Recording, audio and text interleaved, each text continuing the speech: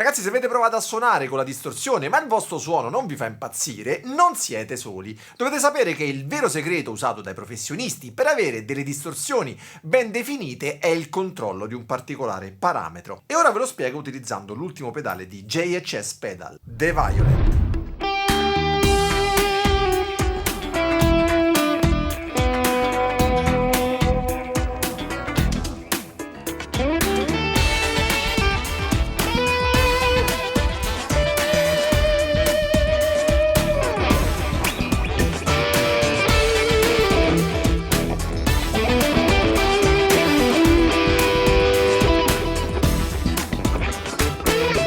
Ciao ragazzi, sono Alessandro Giordani, sono un chitarrista e questo che vedete è il pedale distorsore creato in collaborazione con Lari Basilio, la bravissima chitarrista brasiliana. Ma prima di ascoltarlo vediamo l'errore comune, soprattutto nei principianti, il segreto all'interno di The Violet e infine 3 impostazioni pratiche per ritmiche blues, rock e per gli assoli.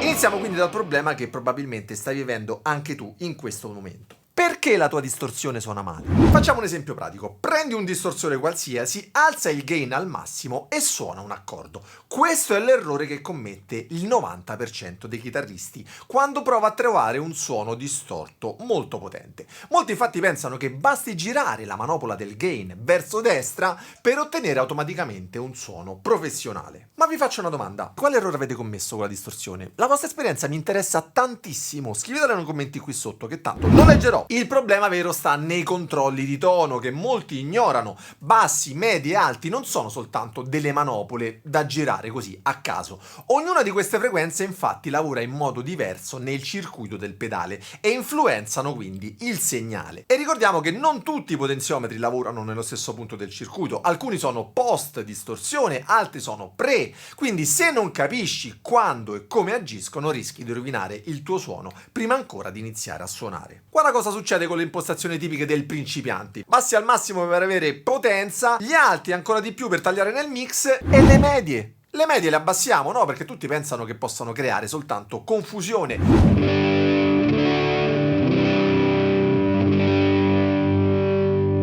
E questa tipica curva a sorriso rende il suono confuso proprio perché mancano le medie. Ragazzi, ma se il video vi sta piacendo, prendete un colore viola e scriveteci sopra il pulsante mi piace e no che mi piace e non azzardatevi mai a iscrivervi a questo canale. Non vi voglio. Sappiate però che solo a 100.000 iscritti vi dirò perché. Non dovete iscrivervi al canale. Mai! Le frequenze medie infatti sono il cuore della chitarra elettrica. Quando le togli elimini la parte più importante del tuo strumento. È come depotenziare ad esempio il motore di una macchina ed aspettarsi che vada più veloce.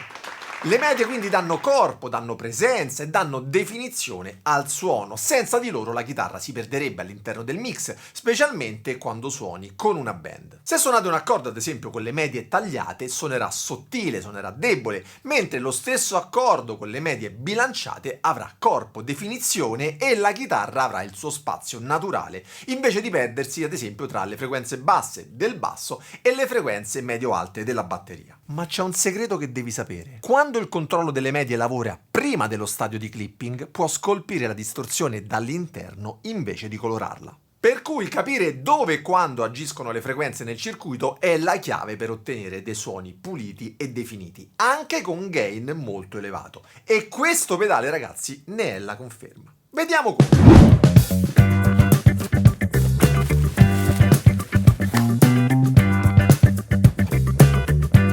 La costruzione è solida, i potenziometri sono molto fluidi e l'interruttore ha quella solidità che ti aspetteresti da un pedale professionale. Vi lascio il link in descrizione. Oltre ai classici controlli di volume, gain, bassi, medie e alti, abbiamo un controllo sulle medie frequenze che fa davvero la differenza. Il selettore delle medie frequenze sceglie le frequenze da scolpire e il potenziometro delle medie frequenze agisce prima del clipping solo su quella banda specifica. Ma c'è un dettaglio nel circuito interno che rende questo pedale unico nel mercato. Il controllo delle medie infatti non si trova dove ti aspetteresti di trovarlo. Mentre le basse e le alte lavorano dopo lo stadio di distorsione, come in tutti i pedali tradizionali, il controllo delle medie agisce prima dello stadio di clipping. E questo significa che quando giri quel potenziometro non stai solo colorando un suono già distorto, ma stai modificando il segnale che entra nella sezione di distorsione. E ragazzi, credetemi, la differenza è enorme. Quando infatti il controllo dei medie lavora prima del clipping,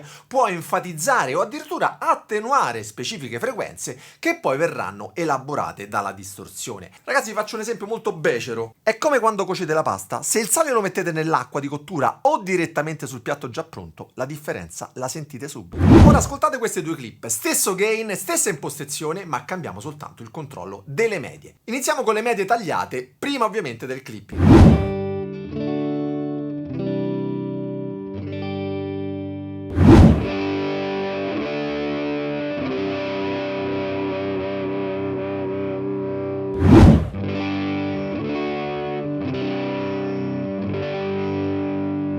Sentite come ha più chiarezza? E ora le stesse medie enfatizzate.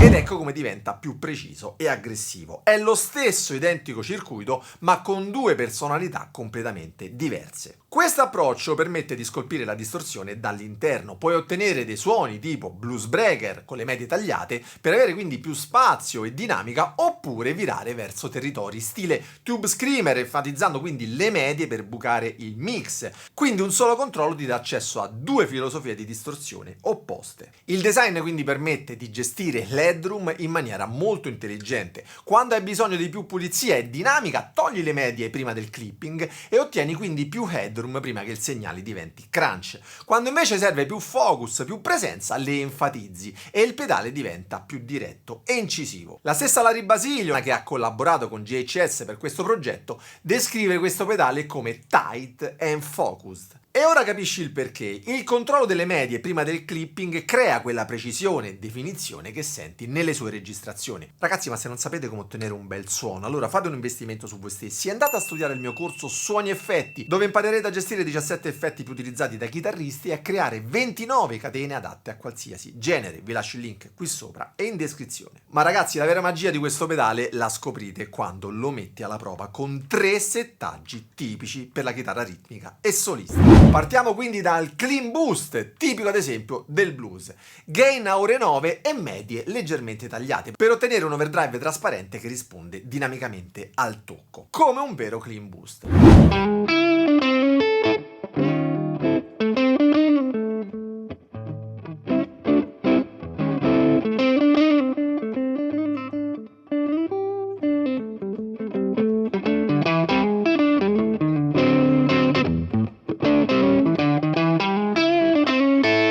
Come risponde al tocco. Quando suoni piano rimane pulito, quando invece attacchi forte il suono si sporca naturalmente. E questo, ragazzi, è il vero test di un buon overdrive, la dinamica espressiva che cambia con la forza del tuo attacco sulle corde. E il segreto sta sempre nel pre-emphasis delle medie. Tagliando infatti prima del clipping permette al segnale di rimanere pulito più a lungo. Il pedale quindi lavora con te, non contro di te. E anche con il gain a livelli utilizzabili mantiene quella trasparenza che serve per il blues più espressivo. Per il rock ritmico la strategia si ribalta completamente. Gain ad esempio a ore 2 e medie con un leggero boost. E questo perché il focus arriva proprio dalle frequenze centrali.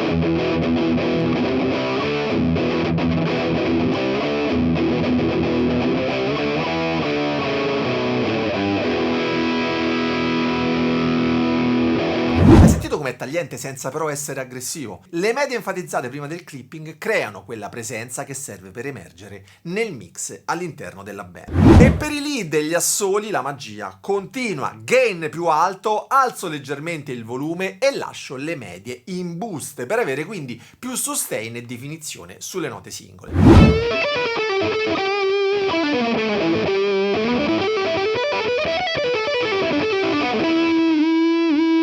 Ed ecco il trucco per passare da suoni ritmici a suoni lead, senza toccare altri controlli. E inoltre usi il volume del pedale per spingere l'amplificatore e ottenere più saturazione naturale. E il controllo di medie fa il resto del lavoro, mantenendo definizione anche con un gain elevato. Larry Basilio infatti ha trovato il suo suono con il gain al massimo e le medie leggermente enfatizzate. Per il suo suono clean invece usa il gain a circa ore 11 con le alte leggermente più aperte. Due personalità quindi opposte dello stesso pedale, solo cambiando due controlli. E sappiate che in ogni impostazione, anche con gain alto, le note restano chiare, mentre le medie scolpiscono dall'interno. E se vuoi puoi mettere un clean boost o un altro overdrive prima del The Violet, come ad esempio il Morning Glory, sempre di JHS, e ottieni un terzo timbro che puoi bilanciare perfettamente con l'equalizzazione del pedale. Ora capisci perché questo approccio cambia tutto. Sì, ma quanto costa questa bellezza?